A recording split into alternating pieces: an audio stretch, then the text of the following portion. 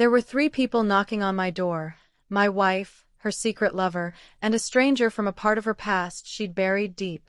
The moment I opened it, I realized something chilling. They each expected something from me. And yet, they were all at odds with one another. I met Tessa 6 years ago.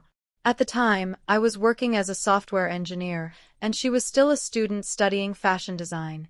The first time I laid eyes on her, she was tucked away in the corner of a tiny shop, nervously juggling the cash register while sketching designs between customers. Her hands trembled, but her focus was fierce. I fell for her then. I believed in her talent and her future. Over the years, I did everything I could to support her dreams. I cleared her debts, signed legal papers under her name, co-signed her mortgage application, and even invested $80,000 into her budding business. I truly thought we were building a life together. But something began to shift, subtly at first. Over the past year, it was as if a silent wall had started rising between us. Tessa grew distant, her presence colder.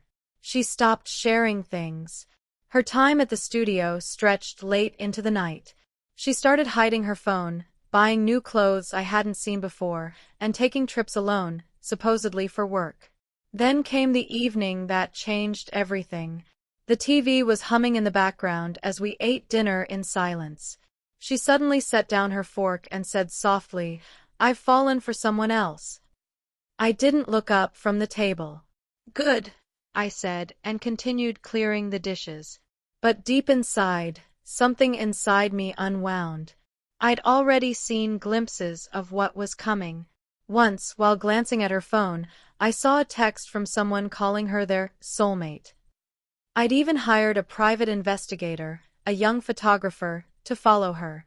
That night, after Tessa said she needed some time alone, I sat down at my laptop and opened a folder labeled Plan B. Quietly, I began cutting ties. I withdrew my name from the mortgage. I triggered a clause in her business contract that let me pull out my investment. I canceled her access to my health insurance. What I didn't know then was that I was only scraping the surface. 3 days passed. The dream of buying a house disintegrated. The bank denied her mortgage. Her startup lost its funding. Production came to a halt. Suppliers grew furious. On the 3rd evening, my phone rang. I didn't answer. A voicemail came through, a man's voice, young and shaky. I'm the guy with Tessa. Please, can we talk?" That night, they came to my doorstep. Tessa, her young lover, and a tall woman I'd never seen before, wearing a long black coat, a jagged scar slashed across her face. Tessa was crying. The young man kept his eyes on the floor. The scarred woman stared me down, waving a folder. "You're the investor, right?" she said. "Former investor," I replied, my voice ice. She smirked. "No. You're still her guarantor. And ever since you pulled the plug, this entire mess started spiraling. So now, you're coming down with us." That was the moment I felt it in my gut. This wasn't just about love or betrayal. Something darker was unfolding. I didn't let them inside. But by morning, a thick envelope had been pushed under my door. Inside were forged contracts, shady financial agreements, and documents in my name, things I had never signed, things Tessa had never told me about. She hadn't just betrayed me emotionally. She'd set a legal trap. Later that day, the woman in black, her name was Nora, showed up again.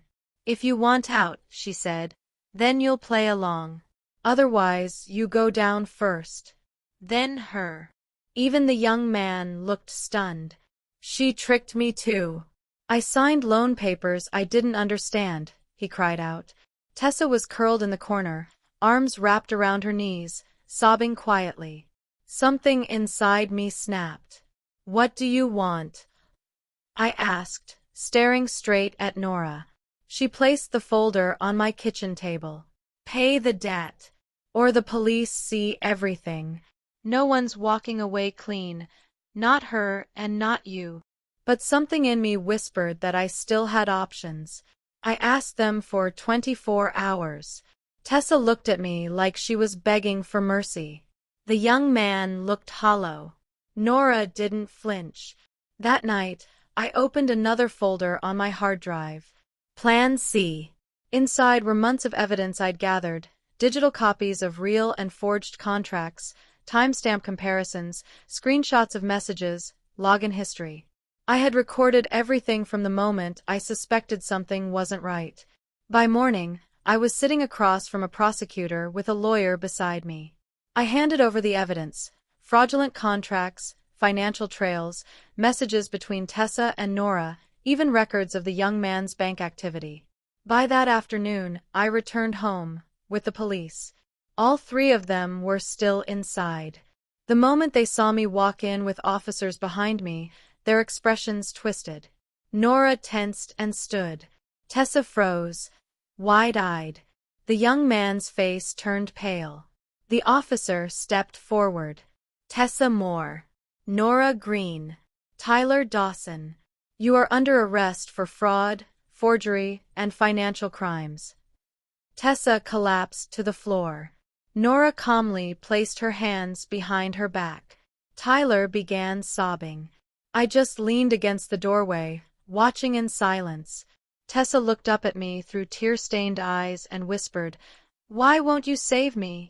I didn't hesitate. Because I was never supposed to be your safety net.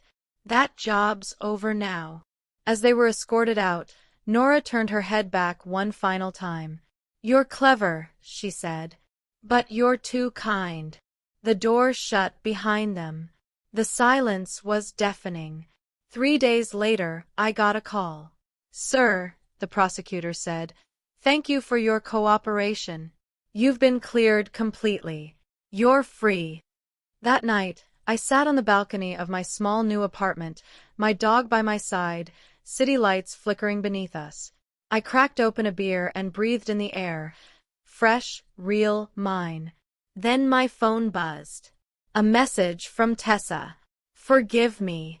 It won't happen again. I'll do anything." I turned off the phone, deleted the message, and whispered quietly, "Don't ever call me again." Then I looked up at the stars, and for the first time in years, I felt it. I wasn't alone. Because finally, I had taken back the one thing that mattered most. Myself.